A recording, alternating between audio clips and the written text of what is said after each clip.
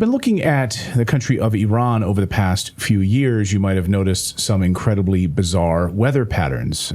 Rainfall totals plummeting by 77% in the year of 2025. All sorts of inextricably bizarre weather patterns that have been unfolding over that country over the past few years. Bizarre, intense weather over certain mountain ranges, but large drought, as the people of that country have suffered not only under these weather patterns, but under sanctions. So what is actually going on here?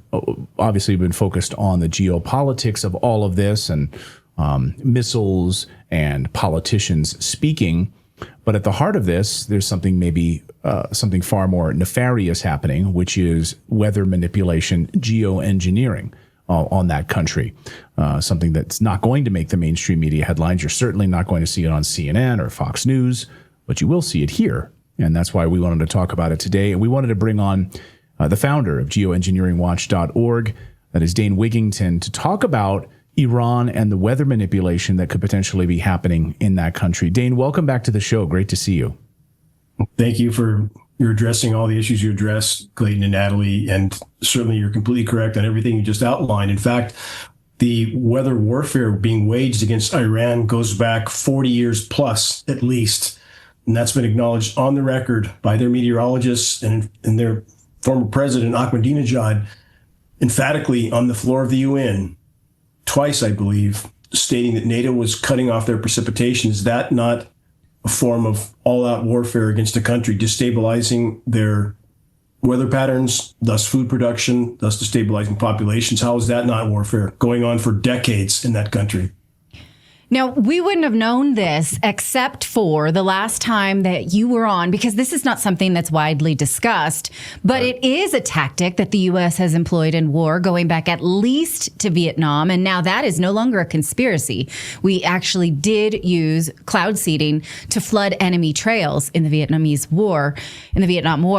And you were on after a guest who debunked all of the crap about Iran and the nuclear weapons and trying to liberate their women.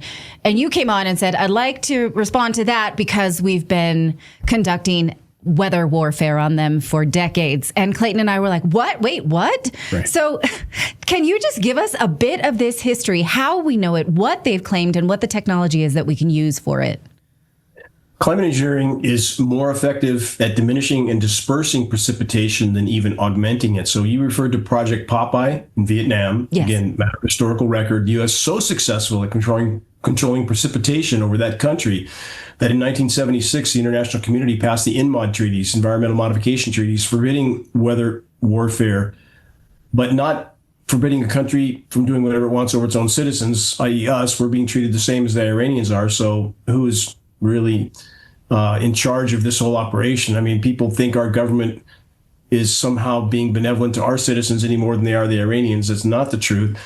So again, this form of covert warfare has been used for decades, not just over Iran, but over many other countries. In fact, if we look at Africa, where the U.S. has AFRICOM and bases in everybody's backyard or on their border, those countries were also droughted out, and those governments behind closed doors forced to allow U.S. occupation. They don't do it willingly. So again, this is business as usual. And how many foreign bases do we have in the U.S., Clayton and Natalie? Zero. Zip nada. It's only our bases in everybody else's backyard and on their border.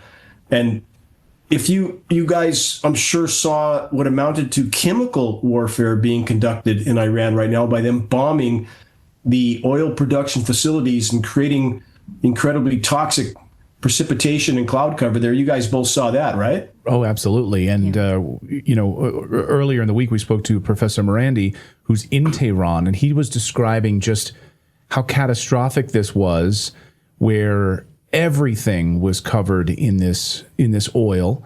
As you're walking down the street, he described, just putting your hand on a doorknob and you couldn't even open the door because your hand would slip off the doorknob. Everything was covered in this oil. Cars, he said, if you had a white car, it looked like your car turned into a zebra.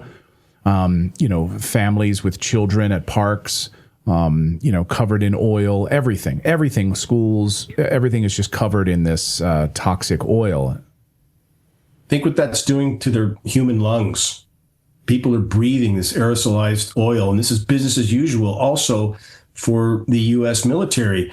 Let's go back to the nearly 700 oil wells that were torched in Kuwait and blamed on the Iraqi army. Guess who really did that?